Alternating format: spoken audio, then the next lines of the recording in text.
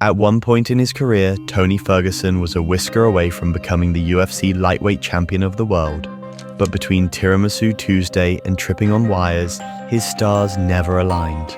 Right now, he's in a place where most want him to just retire before he suffers a life-threatening injury. How did the boogeyman's spookiness die down? Let's go through his losses to find out. Tony Ferguson started his MMA career in 2008, and in less than 2 years, he was already 4-0. But a loss at the hands of Darabedyan would push him back. Ferguson would bounce back with 2 TKOs and a decision win, before facing a serious step up in competition in the form of Toney.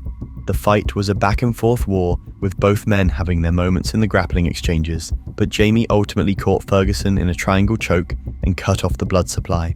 In his next 4 fights, Ferguson made big leaps, including a pure combat welterweight title win against Brock Jardine, and most importantly, the Ultimate Fighter 13 welterweight tournament victory that got him a ticket to the UFC.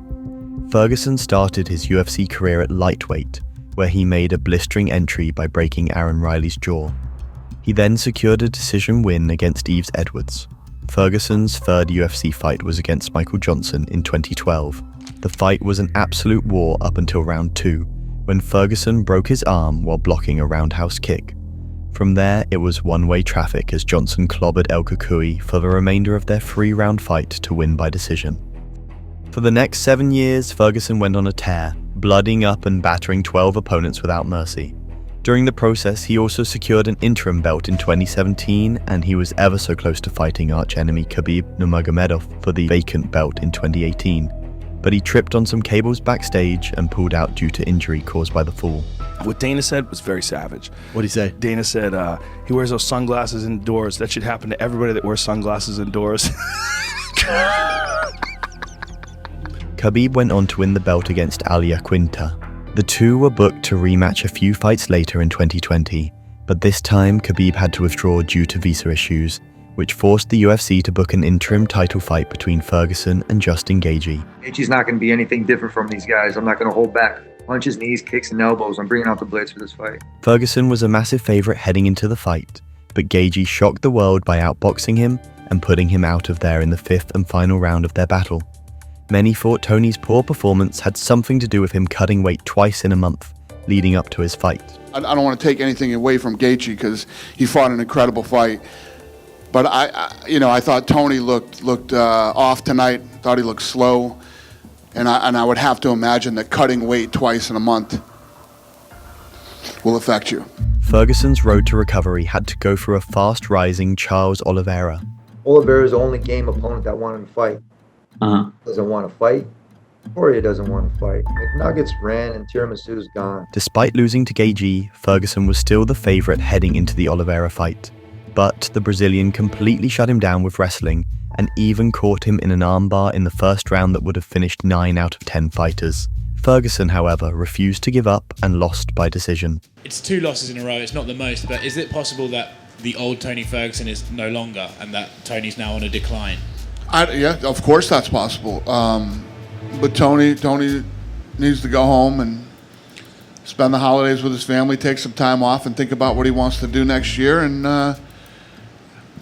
we'll see what's next for him. Next up for Tony was another rising contender in the shape of Beneil Dariush, who knew it was do or die for his opponent. No, I don't try to look at the fights he lost too much because you don't get the best version. And I'm trying to look for the best version because I think he's going to come out his best version because, it's do or die situation for him. Despite Dariush being all respectful towards Ferguson, the former was pretty upset at the Assyrian-American for helping out Justin Gaethje for the highlights title fight against Khabib at UFC 254. You went to go help Justin Gaethje. You're a little bitch for going out there and helping him fight for the title. I didn't know you did that. You listened to Ali Abdelaziz and you fucking manipulated your ass. When somebody asks you for help, I'm after you offer your offer a hand. I have nothing against you. Listen, but seriously, my punches are gonna Justin asked for help and I helped him. Knock you out. Listen, bud, if you had asked me help, I would help you too. The two sorted things out inside the cage, where Dariush dominated with his wrestling and almost broke Ferguson's knee in half with a knee bar. But once again, the tough as nails El Kukui refused to tap. Ferguson ultimately lost by a decision. He had a tough 3 rounds. He couldn't stop the takedown. He couldn't get up from underneath Dariush. and Beneil, and yeah, he had a tough night. With many now questioning Ferguson's skills as a top-level fighter, he continued to grind in the hope of turning things around, and that brought him face-to-face with Michael Chandler. You got this shit handed to you. You got Dana White privilege. Telling me. Thanks, Dana. Tony Ferguson is a certified one-of-one talent. He's hard to prepare for. Nobody in the gym can show me that look. And I think there is a method to his madness, and his win streaks have showed it.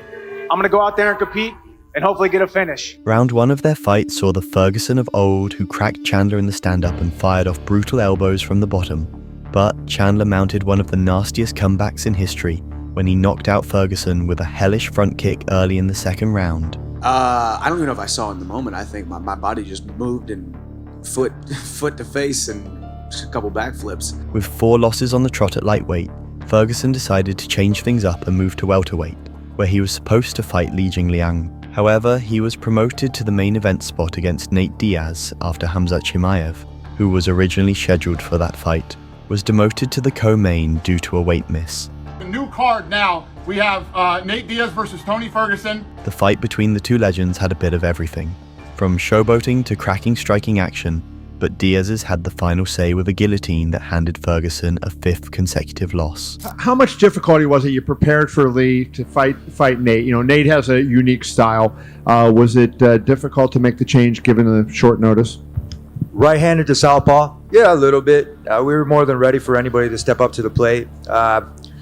Listen, my corner went for the shot. Should have kept it standing. You know, little details to expand on and to grow from. Nate's a game fighter. Can't say anything else like that. It's not like he's old and slow and stuff, you know what I mean? So hopefully the crowd at UFC 279 that was there and present got some blood splattered on him or something, you know what I mean? So I had fun in there. With 5 losses in a row, Tony had fallen down the pecking order with many urging him to retire, but he continued to march on, facing anyone the UFC put in front of him. Ferguson's next challenge was Bobby Green. A lot of people will say that like, oh, well, he's coming off 5 losses. Those are to the world's best. You know, we're talking about the world's best, and you'll never want to take him lightly. You know, people are like, "Oh, he's done." Like, no, you just. It's the way the chips fail. Where, some guys are gonna fight a tough road, some guys are gonna fight an easy road. You know, and Tony's fought the tough road. Ferguson didn't have a lot of nice things to say in return, however. I think he's a confused individual. I think he doesn't know what the hell that guy's gonna expect from me. The fight was back and forth with Tony drawing first blood by dropping Green, while the latter coming from behind to build momentum in the second round. In the third, Green would choke Ferguson out. Felt like I got pissed. I got dropped in the first round, so I had to play catch up. You know, it ended great. It was a great fight. Hopefully I get that 50 G's. Those are the most important to me, is getting my money. The loss had Ferguson's admirers hoping that he'd finally retire, but not only did he continue fighting, but he also chose to battle rising stars like Paddy Pimblett. Absolutely nothing. He has nothing to gain from this fight. In his mind, he already lost.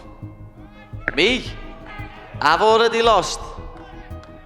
Whatever, you sausage. Look like a fucking idiot. It's been a long fucking time since I brought the blades out, baby, and it's gonna fucking... Bring the blades out then, lad. You said you've been gonna cut your last 6 opponents. You can't do fuck all against them because you're an old crab.